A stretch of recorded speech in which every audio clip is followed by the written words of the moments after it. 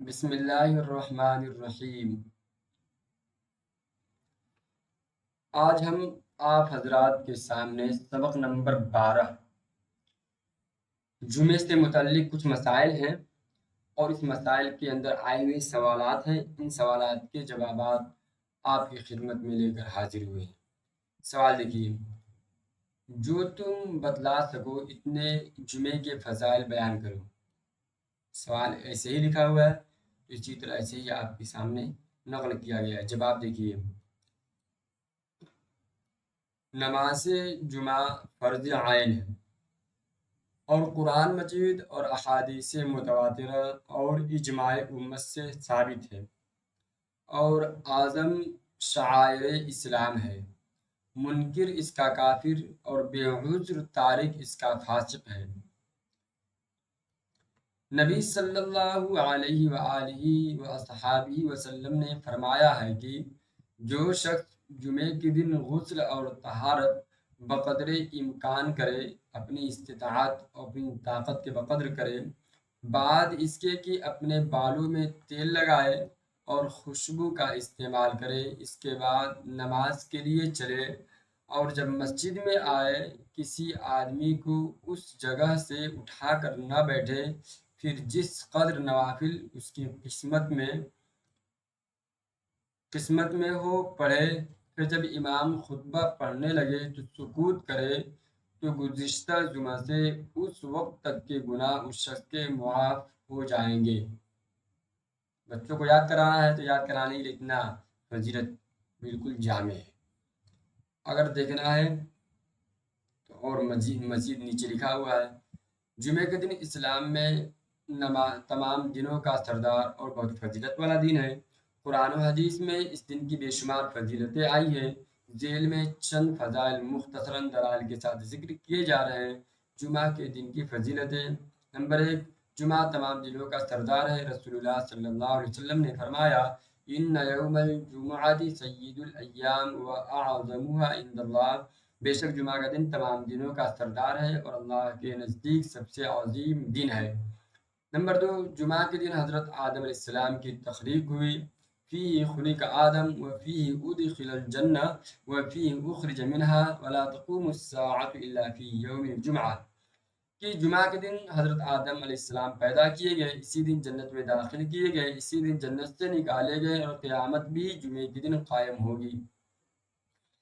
Number 3، جمعہ کے دن میں ایک خاص گھڑی ہے جس میں دعا رد نہیں ہوتی۔ فیہ ساعۃ لا یوافقها عبد مسلم یسأل اللہ شیئا الا اعطاہ ایاہ، اس دن میں ایک ایسی گھڑی ہے کہ مسلمان بندہ اگر اللہ سے کچھ مانگے تو وہ اسے ضرور عطا کرتا ہے۔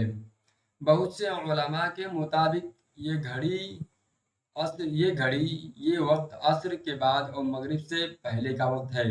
اس سلسلے میں تقریباً 40، 42، 43 اقوال ہیں، اور سمجھ لیجیے اس سے کا خلاصہ یہ ہے کہ پورے دن یعنی جمعے کے پورے دن کا اہتمام کیا جائے اور اچھے سے اس دن کو گزارا جائے۔ نمبر 4، جمعے کے دن درود شریف کی خصوصی تاکید۔ اکثر علی من الصلاة یوم الجمعۃ فإن صلاتکم معروضۃ علی، جمعے کے دن مجھ پر کثرت سے درود بھیجا کرو، بے شک تمہارا درود مجھ پر پیش کیا جاتا ہے۔ نمبر 5 کی جمعے کے دن گناہوں کی مغفرت کا وعدہ۔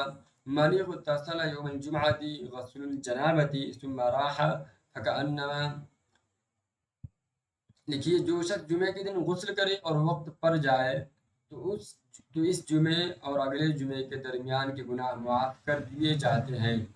نمبر 6، جمعے کے دن قرآن مجید کی سورۃ الکہف پڑھنے کی فضیلت۔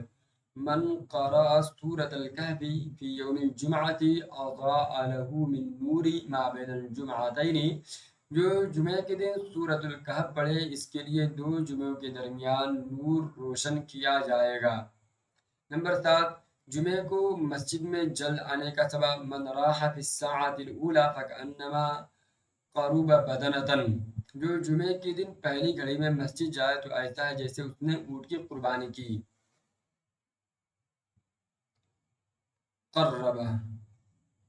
قریب کرنا، قرب بدنۃ۔ نمبر 4، جمعے کی نماز چھوڑنے والوں پر وعید۔ لَيَنْتَهِيَنَّ اقوام، چلیے بھی دیکھ لیجیے گا، لوگ اگر جمعہ چھوڑنے سے باز نہ آئے تو اللہ ان کے دلوں پر مہر لگا دے گا، پھر وہ غافلوں میں سے ہو جائیں گے۔ ٹھیک ہے، یہ سب نیچے وہی ساری چیزیں ہیں۔ جمعہ کے دن کیا مسنون ہے؟ سوال ہے جمعہ کے دن کیا مسنون ہے؟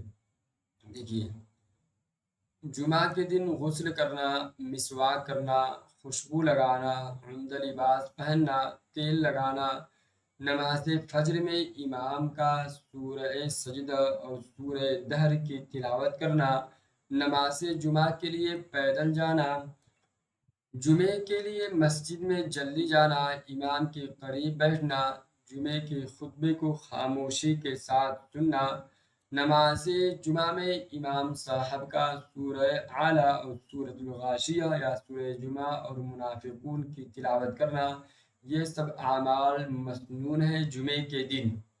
ٹھیک ہے،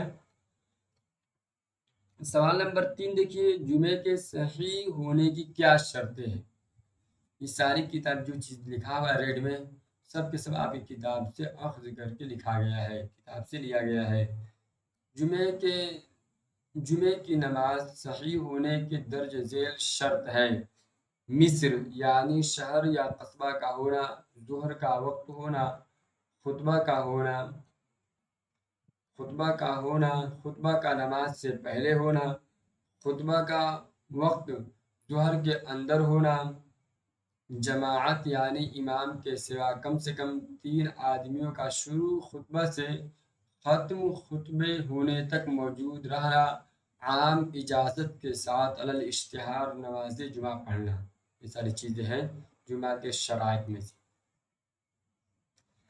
دوسرے کیا شرطیں ہیں لکھا ہوا نمبر 1 یہاں سے: وقت کا داخل ہونا، جماعت کا ہونا، خطبہ کا ہونا، نمبر 4 عام اجازت ہونا، نمبر 5 شہر یا قصبہ، مثلا مسلح قریہ کبیر ہو، اور قریہ کبیر یہاں سب چھوٹے چھوٹے گاؤں میں پڑھ لیتے ہیں جمعہ، امام کا سلطان یعنی حاکم ہے اس کا قائم مقام ہونا، یہ سب چیزیں ہیں۔ آگے دیکھیے سوال نمبر 4: اخیر جمعہ رمضان میں جو خاص اہتمام کرتے ہیں، اس کی نسبت کیا حکم ہے؟ جواب: رمضان کے اخیر جمعہ کے خطبے میں وداع اور فراق کے مضامین پڑھنا، بوجہ اس کے کہ نبی کریم صلی اللہ علیہ وسلم اور ان کے اصحاب رضی اللہ تعالی عنہم سے منقول نہیں، نہ کتب فقہ میں کہیں اس کا پتہ ہے، اور اس پر مداومت کرنے سے عوام کو اس کے ضروری ہونے کا خیال ہوتا ہے، اس لیے بدعت ہے۔ اور مفتی تقی صاحب عثمانی رحمۃ اللہ علیہ لکھتے ہیں کوئی بعض لوگ یوٹیوب پر نماز کے متعلق بتا دیں کہ آخری جمعہ کے اندر الوداع جمعہ کے اندر یہ نماز پڑھی جائے تو یہ ہو جائے گا، وہ ہو جائے گا، سب بھی غلط اور بےہودہ قسم کی بات ہے، شریعت کے اندر اس کا کوئی حکم نہیں، کوئی تذکرہ نہیں۔ سوال نمبر 5 دیکھ لیجیے: اگر کوئی شخص عربی